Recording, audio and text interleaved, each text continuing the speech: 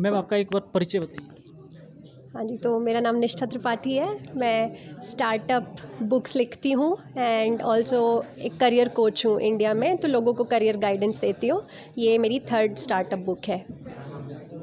तो मैम आपने अनअकैडमी के ऊपर किताब लिखी है, जी। तो आपने जो अनअकैडमी के ऊपर किताब लिखी है तो कितना टाइम लगा आपको किताब लिखने में और किस तरह की परेशानियाँ जो चुनौतियाँ हैं आपको फेस करनी पड़ी?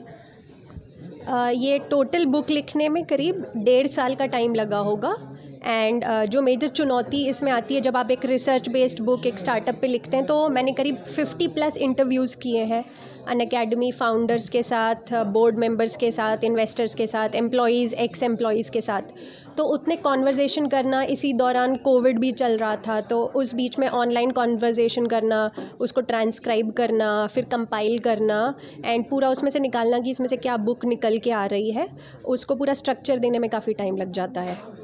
मैम ये बताइए किस तरह की बुक्स आपने लिखी है, थोड़ा इसे बताइए आप। हाँ जी, इसके पहले मैंने 2 बुक्स और लिखी हैं, वो भी स्टार्टअप बुक्स थी। तो पहली बुक जो थी नो शॉर्टकट्स, वो इंडिया की 15 स्टार्टअप्स की स्टोरीज़ थी। तो उसके बाद एक जो बुक आई उसमें 10 स्टार्टअप्स की स्टोरीज़ थी, उसका नाम था फ्यूचरप्रेन्योर्स। तो कंबाइंड उन दोनों के बीच में मैंने 25 इंडियन स्टार्टअप्स के फाउंडर्स को इंटरव्यू करके उनकी कहानी लिखी थी।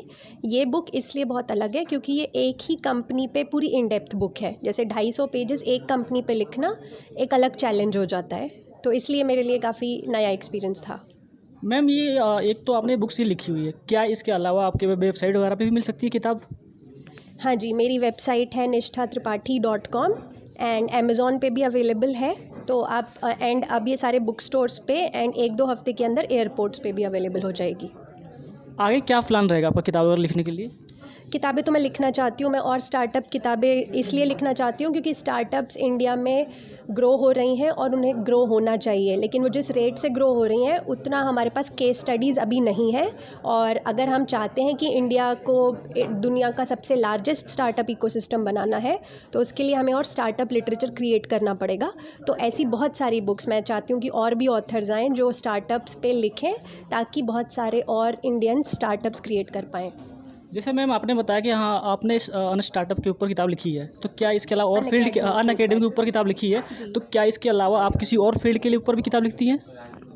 जैसे कि मैंने कहा, जो मेरी पहली बुक थी उसमें सारे सेक्टर्स के स्टार्टअप थे, जैसे फूड टेक स्टार्टअप भी था, सैस स्टार्टअप भी था। जो मेरी दूसरी बुक आई उसमें और इंटरेस्टिंग एआई और डीप टेक की स्टार्टअप्स थी, स्पेस वाली एक स्टार्टअप है स्पेस टेक्नोलॉजी पे। तो मैं डिफरेंट सेक्टर्स, बट कहीं ना कहीं आई थिंक थोड़ा सा टेक कॉम्पोनेंट होता है जिन स्टार्टअप्स पे, उनके बारे में मैं लिखना चाहती हूँ। मैम इस किताब के माध्यम से आप लोगों को क्या संदेश देना चाहेंगे?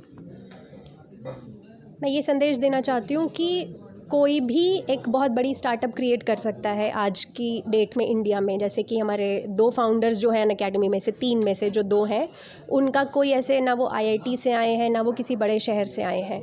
तो अगर ये लोग इतनी बड़ी स्टार्टअप कर सकते हैं तो इनकी स्ट्रैटेजीज़ पढ़िए, इनसे इंस्पायर होके मुझे विश्वास है कि इंडिया के छोटे छोटे कॉर्नर से भी यूनिकॉर्न स्टार्टअप्स मतलब बिल्ड हो कहने का मतलब सकते ये है हैं। कि जो युवा पीढ़ी है वो भी इंस्पायर होकर अपना स्टार्टअप कर सकती है। बिल्कुल करना ही चाहिए, मतलब इससे अच्छा टाइम दुनिया में कभी नहीं हो सकता स्टार्टअप करने के लिए। तो प्लीज़ ट्राई ज़रूर करें।